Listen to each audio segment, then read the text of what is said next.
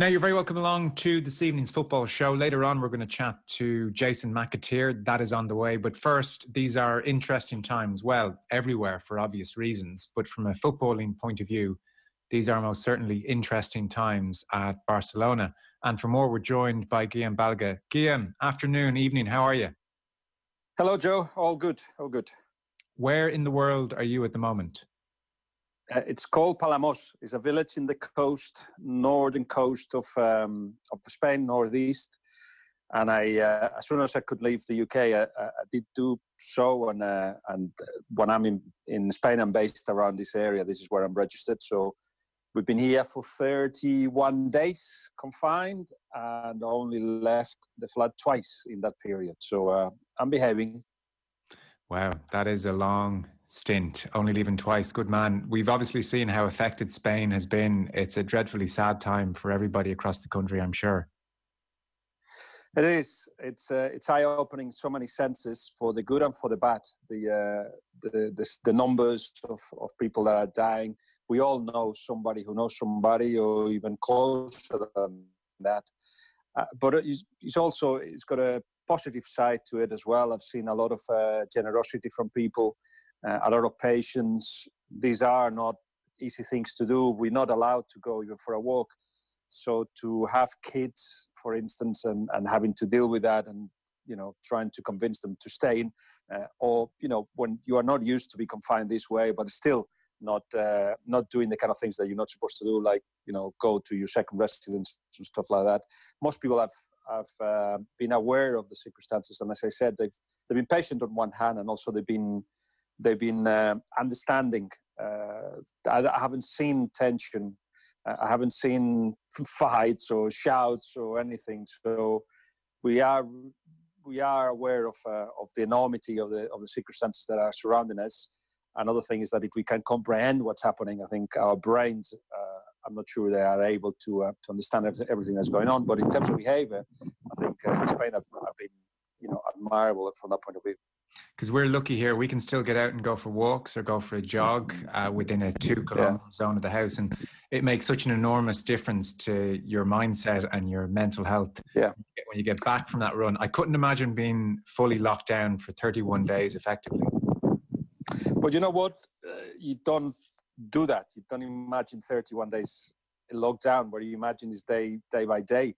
And I personally have been an emigrant since I was 23. I left home, and since then I haven't been home until now. Really, this is more or less my area where I was brought up, or where I spent most of my time. So, in between when I left and now, you create a DNA of adaptability.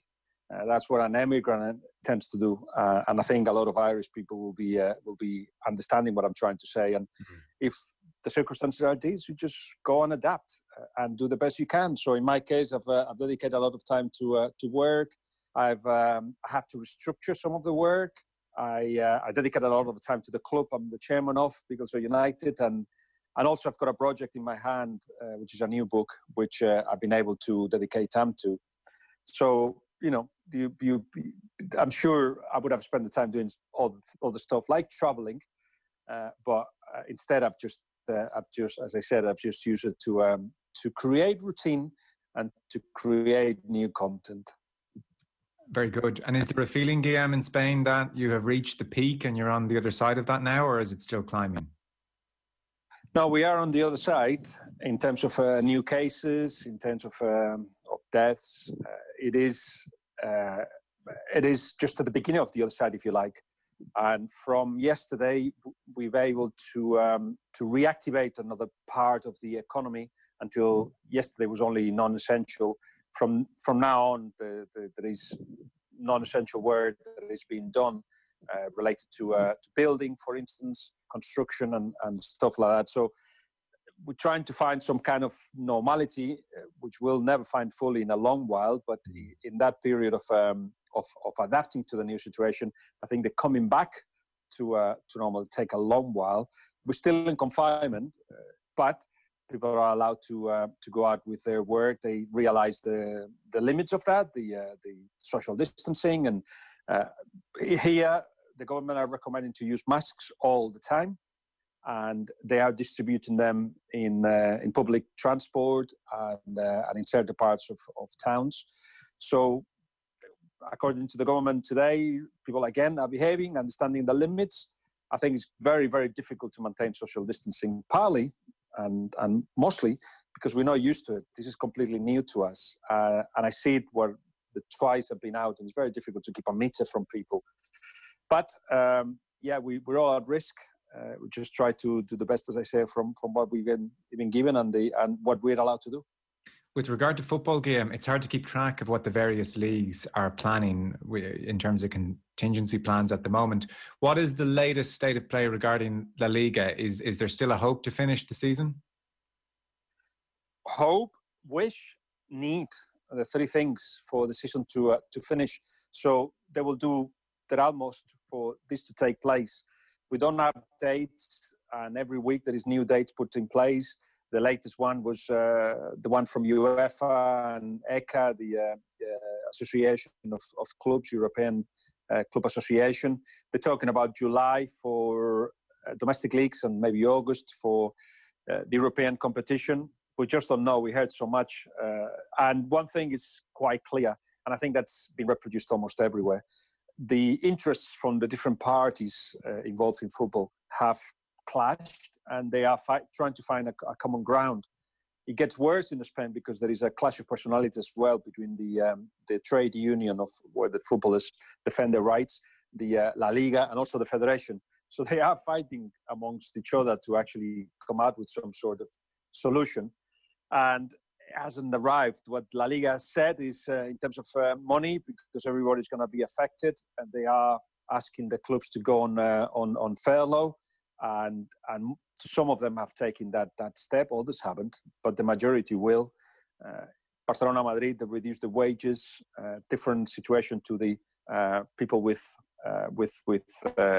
who are footballers or the ones that are non-football staff. But one thing they all have in common, despite those divisions and despite trying to find some kind of financial agreement, is that the league has to return because they have been paid, the clubs have been paid until the 25th of May, the television rights, but there's still 25% that they have to get. And unless the league continues, they won't get that. And that will mean, according to La Liga, over 1 billion euros of losses, which obviously everybody wants to avoid. For sure. If we deep dive a bit into what's going on at Barcelona, so a lot of people might have seen the headline recently that 6 Barcelona directors resigned, and they want an investigation into various things going on, including the accusation that €900,000 has been spent with i3 Ventures, and they have run various social media accounts, presumably in return for the money, where they, amongst other things, attack players past and present, defend the Barcelona president, Josep Maria Bartomeu, which he says is all completely false. I don't know what's gone on here, but we can certainly agree this is not good when 6 of your directors resign. I know Barcelona is a political club at the best of times. It seems like it's falling apart at the seams a little bit here. Yes, you have to put the context of it, which is that there's going to be elections in a year's time, 2021, which means that everybody's is presenting, or not everybody, but a bunch of people are presenting themselves as the solution to all the problems of Barcelona. That's one context of it, and explains a lot of the politics behind some of what's going on. Another context, of course, is that financially, Barcelona are in a very, very difficult situation. They bring more money than anybody else, but they spend more money than anybody else as well. 70-odd%, 73, 74% is to wages for the first team. For a team that needs recycling, and needs big decisions being taken, which are not going to be taken by the board and by Josep Maria Bartomeu, who have got very, very close to the players. In terms of the social media scandal that you described, Bartomeu can deny whatever he wants, but money has been spent for some social media campaign. And if you look at what that company that you mentioned, i3 Ventures, have done, basically, yes, it can be divided into 2 groups. He has created profiles over the internet, Facebook, etc., that defend Bartomeu and attack players. Is that what Bartomeu was thinking of, or whoever took the decision to pay that money? Maybe not, but in any case, that's what's come out. What's very dangerous and what has created the latest crisis is that there's a way to avoid the board knowing about it or knowing the payments of it, which is to reduce the payments to minus less than 200,000 euros. And the payments to this company were less than 200,000 euros, so in different installments. Right. The clear idea was to avoid the board knowing about it. And why did they want to hide it? Well, many reasons. One, because it's a campaign that, as you can see, it affects players like Messi, for instance. There were accusations against Messi. There was insults to Messi done by this company. And maybe the board wouldn't have obviously approved all that. It's been investigated, and the company itself, i3 Ventures, are denying that that's what they did. But let's see if the independent analysis of it comes up with some kind of conclusion. But some members of the board felt that the whole thing was unethical, and they couldn't continue defending the board, so that's why they left. That and a general feeling that Bartomeu, as it happens when you're in power, drives you a little bit crazy, and has accumulated a lot of the decision making on his own hands, and he's not done. Those decisions are not done as democratically, or even maybe that's not the word, but as general as it should have been. He's leading, and I think a lot of people didn't like that. Previous to all this, of course, there was Valverde sacking, and Eric Abidal obviously said that the players had contributed to that, and Lionel Messi in particular took offence to this. He said the players' names had been sullied. So that has been trundling along in the background, I'm sure. Relations between Abidal and Messi and the team, I presume they're still fractured. I presume that's still a big issue here. Yes, they don't trust each other. Abidal, former player, but now obviously belongs to the board. The board, who have decided to take, and that's another division within the board, they decided to take 70% of the wages of the players off, reduce 70% within the state of alert, which could be a whole of 2 months. Some boards felt that was not enough, that, for instance, Real Madrid, even though they didn't announce it as quickly as Barcelona did, Barcelona were the first ones to say that they were going to have to make cuts, which is another proof of the lack of liquidity at the club. Anyway, when Real Madrid came out with a proposal, they're talking about 10% of the total wages, fixed sum that the players get a year. 10% will go back to the club if football comes back, and 20% if football doesn't come back. That had its own,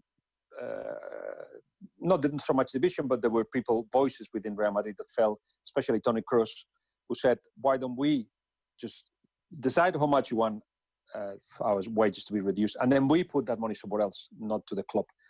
Well, that's not what Real Madrid wanted. Eventually, they got what they wanted. As always, the message is clearer and better sent, more controlled than Barcelona.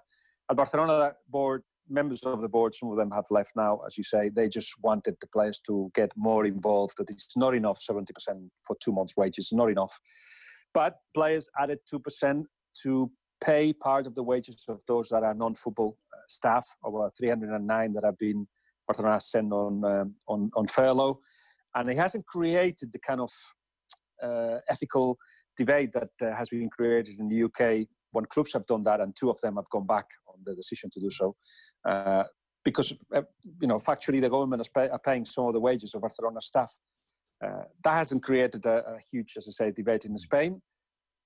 But partly is down because people think that Barcelona are really in a financial crisis. You look at the newspapers every morning, and the covers are, Barcelona are going to get Lautaro Martinez and Neymar and all this. And I was thinking, no way you can go for all that, because they just, financially, they're not strong enough to do so. Yeah, this crisis has exposed that with certain clubs. Barcelona may be chief amongst them, just the extent to which they are over-leveraged. As you mentioned earlier in the conversation, at least 70% of Barcelona's budget goes on player salaries, which is not a healthy situation. Recently, they've paid, over 100 million euro for 3 different players, and none of them are working out particularly well.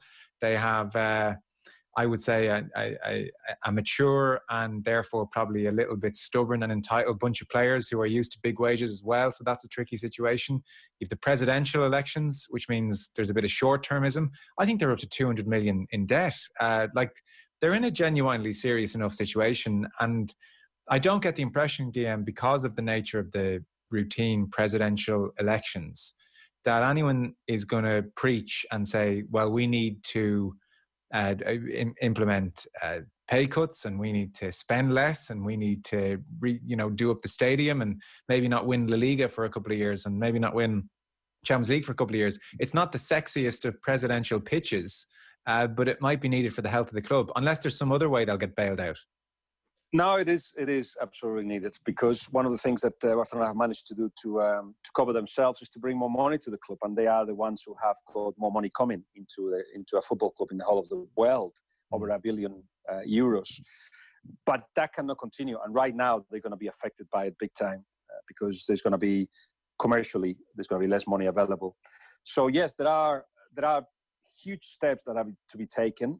Perhaps the context will help from that point of view. But when you're in charge and when you deal with the day-to-day, like Bartomeu and his board are doing, perhaps you don't see the bigger picture. And they just they want to leave the board with no debt, factual debt, even though some people are saying that Barcelona may be owning over 600 million euros.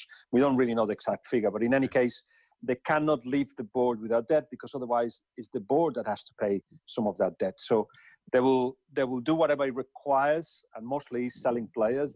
They'll have to do that in the next 2 transfer windows to make sure that when the elections come, they can actually leave and not owe anything to the club.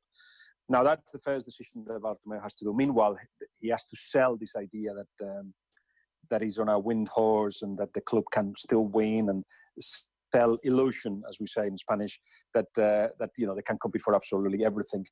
But mostly it's going to have to be based on what they've got, and what they've got is simply, as you say, obsolete at so many levels. Now, out of the people that want to be part of the club, that want to win the elections, there's 1 or 2 that actually come out with the right message, and it's the message that you're asking for. Saying, let's be realistic. There are things we cannot do. There are players that have to leave, and these will be some of the best and most famous players. And yes, they have to be more. Has to be a budget that meets the new demands of this new world that we're going to find. So yes, there are people that will sell that message, but as you also say, Barcelona fans are very conservative, and if by any chance Barcelona ends that season just before the next election, winning the league and the cup, and who knows, even the Champions League, they'll forget about all that and give the opportunity to whoever Bartomeu wants to replace him, because he cannot continue as he's done 2 mandates. Maybe he'll be the chosen one. So still loads to decide before the elections happen. But generally, the main impression is Barcelona are in a bit of a financial situation, and not big enough steps have been taken for that to be sorted in the immediate future. And Guillem, before our time is over, Lionel Messi and all of this, he's obviously incredibly well paid. Not surprisingly, he's the best player in the world and has been for some time. But he is a huge voice in that dressing room. I presume he effectively runs the dressing room and probably has a big say in the running of the club. He's a private person. Do we have any insight into his feelings on how the club should be run, his future, all of the kind of issues we've just talked about? He could be an important voice in steering things one way or the other. Do we know what Messi is making of the general running of the club at the moment, aside from the Abidal confusion? You have to just read between the lines and some of the things that I've been saying as that he has been saying as a captain of the team, having a go at Abidal, for instance, or when the players agreed to have the cut in the wages. There was also a dig to the board for the way they had been telling stories of the record and painting a bad picture of the players.